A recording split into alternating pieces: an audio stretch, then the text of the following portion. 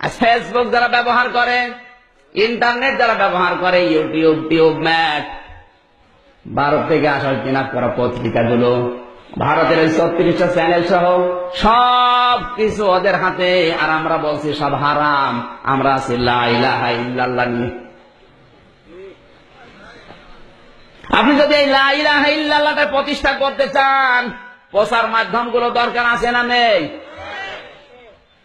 আল্লাহর নবী যেদিন নবুয়ত পেয়েছিলেন, সাফা পাহাড় তো নিজের চোখে দেখলাম, বিশ্বনবী ওই পাহাড়ে উঠে লাল কাপড় উড়িয়ে দিলেন। তার মানে ওই সময়ের প্রযুক্তি, ওই সময়ের স্যাটেলাইট ছিল লাল কাপড়। কেউ বিপদে পড়লে লাল কাপড় উড়িয়ে দিত।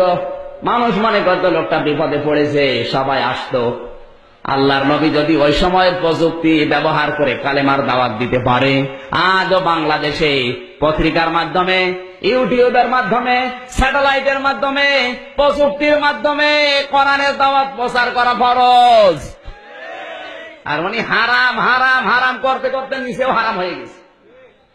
কাবা শরীফের ইমাম আব্দুর রহমান সোদাইসির চাইতে কি আপনি বড় হুজুর?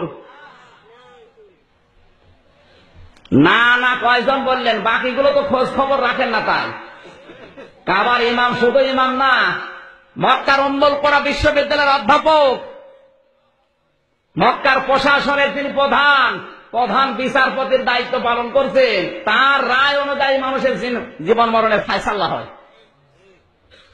তিনি রায় দেন বিচারপতি হিসাবে। তিনি শুধু ইমাম না, 30 বছর কাবার ইমামতি করছে, আজ পর্যন্ত একটা লোকমা দিতে পারে না।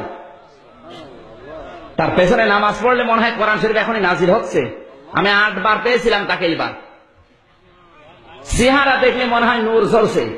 সেই লোকটা যখন বক্তব্য দেয় সেমিনারে, সিম্পোজিয়ামে, কাবা শরীফে যখন খুতবা দেয়, এই যে হজের খুতবা দিল এবার, ওটা ইউটিউবে, টিউবমেটে, ফেসবুকে, ইন্টারনেটে, সারা বিশ্বে 1 সেকেন্ডে ছড়িয়ে গেছে। উনি কি জানতেন না যে আমার চেহারা যদি ইন্টারনেটে দিয়ে দেয়, পৃথিবীর মানুষ দেখলে আমার গুনাহ হবে? জানতেন না? এই কথা বলেন না কেন? কোন কারণে ছড়িয়ে দিলেন বলেন? তার নিয়ত তো খারাপ। তার চাইতে আপনার বুজুর্গে বড় বেশি হয়ে গেছে। মন অত সংকীর্ণ কেন আপনার? ইসলাম প্রচার করার জন্য একটা মাধ্যম আমাদের হাতে নেই।